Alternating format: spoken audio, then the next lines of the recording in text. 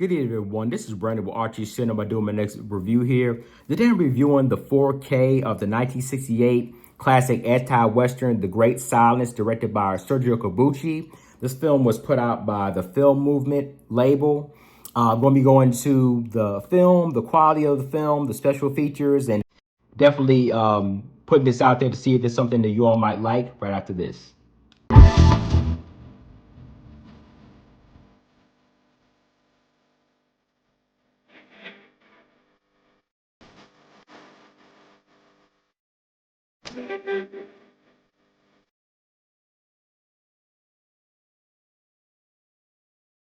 All right, The Great Silence, a classic Western directed by the great Sergio Corbucci of Django fame, starring Jean-Louis Trintignant and Klaus Kinski. When this film was initially released, it didn't do very well at the box office in Italy. It had some fanfare in the U.S., but now it's developed a cult status and it's considered one of the greatest westerns of all times. At the time, it might have just turned people off because this is considered anti-Western. What I mean by that is, most Westerns take place in the hot sun, in the desert, places like that, hot places. This movie takes place during a winter blizzard, snow,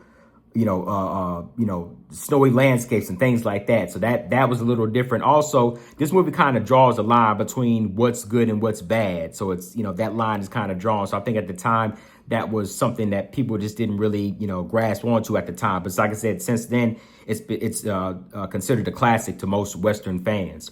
But the basic plot of the movie is this takes place during a winter blizzard in Utah. And there's a corrupt judge and banker named Polycott. He's corrupt to the core, and he's corrupt on everything. But on top of that, this is taking place during a winter blizzard. As a result, the people of the community have to steal just to survive, just to eat, and he's not trying to give them any breaks. So he puts a bounty on them. So with this bounty going on, once they get brought in, he gets to require all their assets and their property, which brings in a deadly group of bounty hunters led by a guy named Loco. He's really has no regard for life. And these guys are coming in they're not trying to bring these people in alive. They're trying to take your life right there and let that be that. Take the reward money and let that be that. So they're out for it. So this definitely puts the people in a scare.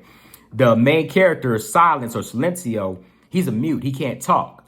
And he actually had a run-in early in his life with Polycott. And without giving away the spoilers, the movie goes into that. He's a loner on his own, so the people are asking him to help with these bounty guys because he's good, he's quick on the trigger, good with his gun, and his edge is what he does is he provokes people to reach first to try to shoot him, but he blasts them first, so therefore he can't go to jail for a killing, but he gets off with basically self-defense. So that's his angle. So this is kind of where the anti-Western comes in, because technically speaking, the citizens are breaking the law, but they have to do what they have to do to survive. So I think that's something to where, like I said, the line is crossed where you don't really know what to pick, because technically they are breaking the law, but they have to survive. So that's kind of where it might have been a turnoff for people. But great Western, great movie. All right, I'm going to go into the special features now. The first feature is a feature by film historian Austin Fitchner. He speaks about the history of Westerns, how The Great Silence seems to be kind of the most bleak of the Westerns, because like I said, just taking place during the winter months gives it a more somber mood, and how this movie was different in that, most Westerns, like I said, it's kind of like the good and bad and that's it, or they'll talk about maybe corrupt law enforcement and things like that. But this is a movie to where the evil people and the most corrupt are high-ranking officials. Like I said, the person Polycott is corrupt totally, but he's a judge. So this gave that a different feeling. Also, Silencio is considered, he's the protagonist, but he's considered on the other side of the law, but he's considered to have moral character, even though he's helping people that stole, criminals, so to speak. He's doing the right thing because how corrupt things are. So that kind of was the different angle with this film. Also, people talk about the ending of this film, and it was a big deal when it came out, to the point to where allegedly, this documentary says this feature says allegedly in Paris, when the ending happened, somebody in the studio shot the screen out after the film was over, and that's how much it shocked them. But Corbucci said he did that to really just, throw people off. He wanted his ending to be shocking, and it definitely was. And also, Fichtner talks about how this film influenced so many other Westerns. There's 2 excellent commentaries that are included on this, on the Blu-ray supplements. The first one is with author Howard Hughes and filmmaker Richard New, and then the second one is with Mike Siegel, who's a film historian, and they go through the history of this movie, the landscape, the setting, how influential this movie was, and how, like I said, off-kilter it was, especially have a setting completely in a snow blizzard. They talk about, also an interesting fact, they talk about how Marcello Mastroianni, a legendary actor, had an idea for Italian Western. Unfortunately, at the time, even with Italian Westerns, the actors had to speak English. So that kind of ended that. I think he was speaking with Corbucci about that. So Corbucci came in and said, hey, we have a talented actor here. He can just be a mute. So that just alleviates that problem. So he talked about how also a lot of because the Western genre was peaking at the time. You saw a lot of actors and actresses in this movie doing other Westerns. So that they talk about that in the history, a lot of other things in the commentaries. The next feature is called Western Italian Style. This is a 1968 documentary about Italian Westerns. And they talked about how specifically A Fistful of Dollars, at the time, that was the movie that really set it off as far as the Western genre. That movie broke every box office record in Italy.